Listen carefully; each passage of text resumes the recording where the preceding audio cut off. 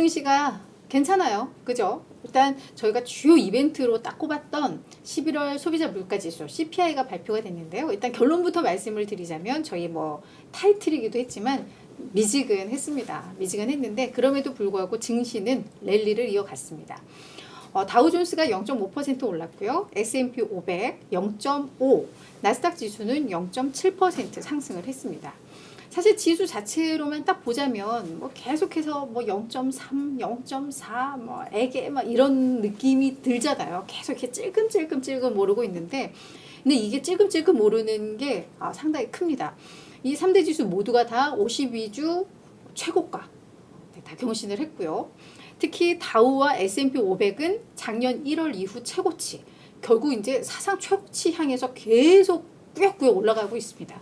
나스닥 지수도 작년 4월 이후 최고치로, 나스닥 지수는 아직까지 사상 최고치까지 조금 갭은 있는 상황이지만 확실히 지금 장은 강세장이다 라고 좀 분석이 됩니다. 근데 우리가 이 체감은 덜한 것 같아요. 확실히. 예전에 막 미국 증시가 사상 최고치에 근접하고 이러면 뭔가 되게 이렇게 뜨거웠던 느낌이 나는데 지금은 이 체감도가 그렇지는 않잖아요. 아무래도 일부 이 메가캡 기술주들의 약간 독보적인 강세, 이것 때문에 다른 종목들이 약간 조금 소외됐기 때문에 이런 느낌이 드는 게 아닌가라는 좀 생각이 듭니다. 그래서 월가에서는 내년에는 이런 뭐 빅테크 이런 기업들보다는 약간 중소형주의 가치주들이 오히려 내년에는 더 잘 갈 수 있다. 뭐 이런 분석들도 좀 나오더라고요. 분명히 이 시장은 한 방향으로만 가지는 않습니다. 무조건 오르기만 하지도 않고 내리기만 하지도 않고, 그렇다고 한 섹터가 주구장창 시장을 주도하면서 가지도 않고, 그렇기 때문에 이 계속해서 키 맞추기가 이어지는 그런 흐름들, 균형감을 맞추기 때문에 아마 내년에는 올해 많이 가지 못했던 이런 가치주들, 중소형주들이 갈 수 있다. 뭐 이런 분석들도 나온다라는 거 참고하셨으면 좋겠습니다. 지수 얘기하다가 갑자기 이제 그 전망들을 얘기한 건 지수는 계속 올라가고 최고치라고 하는데 내 계좌는 왜 이러지? 이런 분들도 많으시잖아요. 그죠? 그래서 참고로 말씀을 드렸습니다.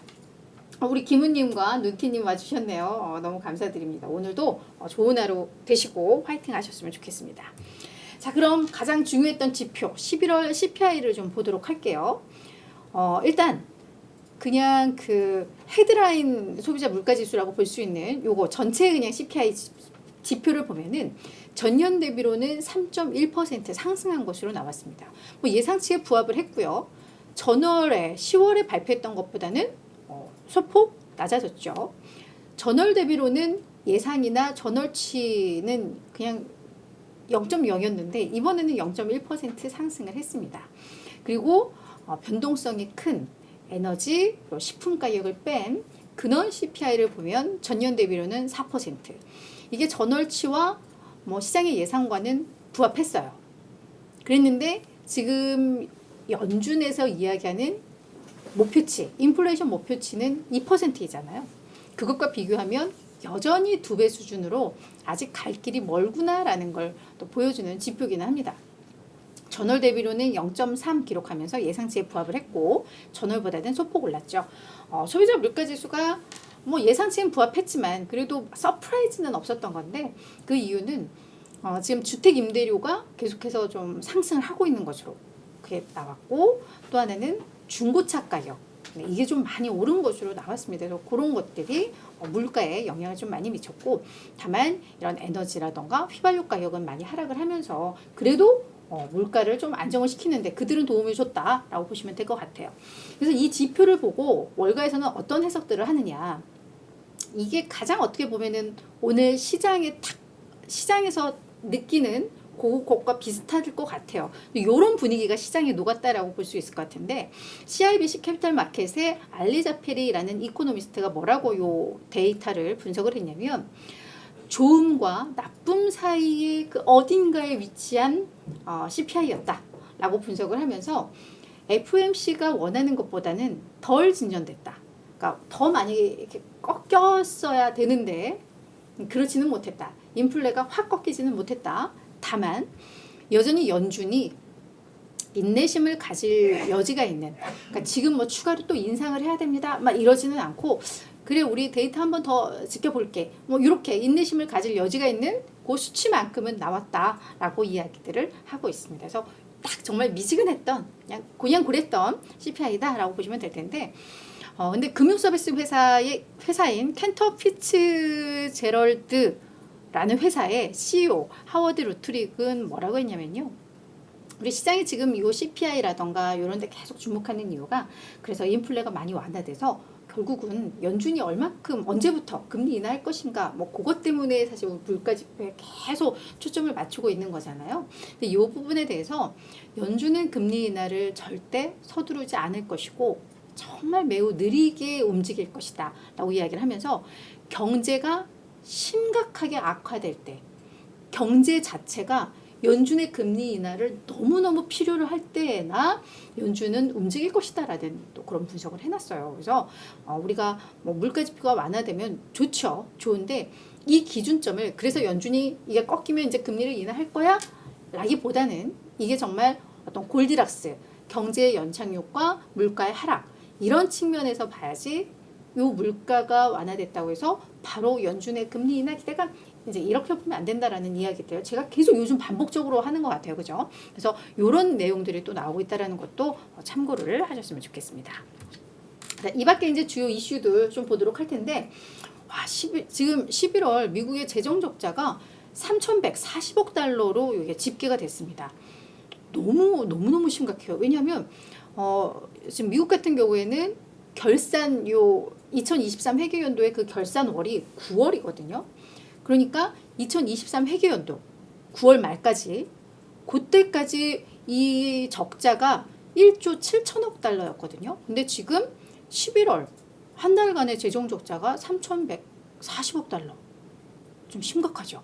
근데 이게 분명히 10월, 11월 누적으로 해도 한 3,800 몇 억 달러니까 아마 11월에 좀 뭐가 지출이 많았었던 것 같아요. 그렇죠? 그렇긴 한데 그래서 이제 월가에서는 이거 이제는 2023 회계연도까지는 1조 7천억 달러 정도 재정 적자 이것도 되게 많이 늘었던 건데 앞으로는 이 재정 적자를 연간 한 2조 달러까지도 우리가 보게 될 것 같다라고 우려가 좀 나오고 있습니다. 그러면서 지금은 뭐 되게 우려스러운 수준은 아닌데 이런 추세가 계속 가면 향후 이제 미국에 대해서 되게 우려스러운 수준까지 갈 수 있다라고 하면서 한쪽에서는 의회에서 이 재정 지출이나 이런 걸 컨트롤할 수 있는 그런 위원회를 지금 뭐 구성을 해야 할 만큼 이거 지금 빨리 손을 봐야 된다. 뭐 이런 이야기들도 좀 나오고 있습니다. 그래서 이 부분 이것도 좀 저희가 지켜봐야 될 것 같고요.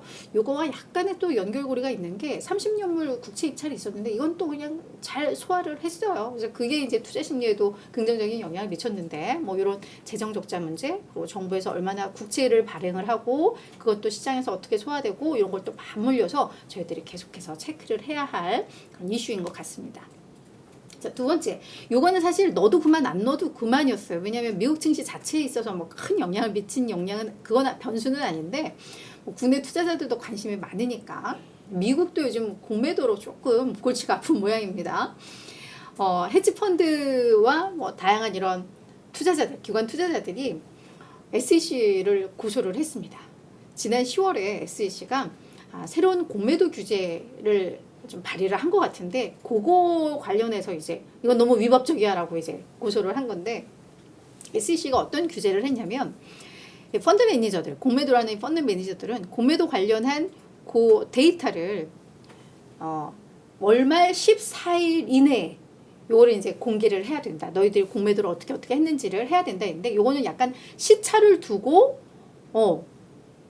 이걸로 밝혀야 되는 그런 상황입니다. 그러니까 지금 뭐 어디에서 언제 뭘 공매도를 하고 이런 걸 정확하게 시장에 다 노출이 돼버리면 전략의 노출이기 때문에 안 되는 거잖아요. 그래서 약간 지연된 그런 내용들을 공개할 수 있게 약간 그런 규제가 하나가 있는가 하면 다만 증권대출을 취급하는 금융회사들은 해당 거래 정보를 즉각 금융산업규제당국에 이거를 매일매일 보고를 하도록 하는 그 두 가지의 규제라고 합니다. 그러니까 헤지펀드나 기관 투자자들은 두 규제. 하나는 이게 실시간으로 공매도 내용이 시장에 전해지는 게 안 좋다라고 해서 뭐 월말 14일 이내에 한꺼번에 이거를 발표를 하고 뭐 이렇게 하나 얘기하면서 하나 증권대출 쪽에서는 매일매일 보고를 하라고 하는 이거는 이 규제 자체가 지금 모순된 규제다라는 거 하나.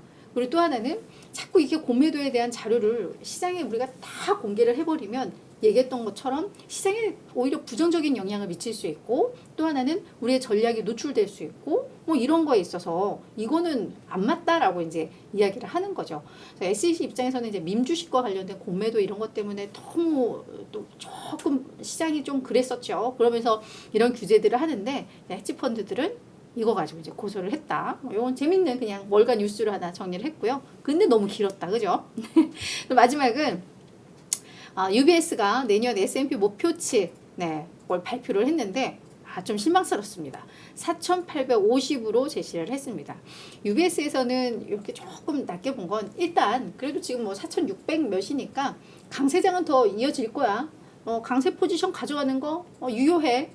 그런데 내년 한 2분기나 3분기부터는 GDP 성장률이 이제 많이 꺾일 거고, 그만큼 이제 경제 상황이 어려워지면서 증시도 변동성도 좀 커질 수 있고, 조금 둔화될 수 있다 라고 하면서 요걸로 좀 제시를 한 겁니다. 그러니까 경제에 대한 우려를 반영을 한 그런 목표치다 라고 보시면 될 것 같아요. 그래서 경제에 대해서 정말 완만한 둔화를 예상하는 쪽에서는 5,100, 5,200 제시하고 있고, 생각보다 경제에 대한 직격탄이 조금 있겠다라고 보는 쪽들은 이렇게 4,800대, 4,700대 이렇게 제시를 하고 있다. 이렇게 좀 엇갈리고 있다라는 것까지 정리를 하면 좋을 것 같습니다.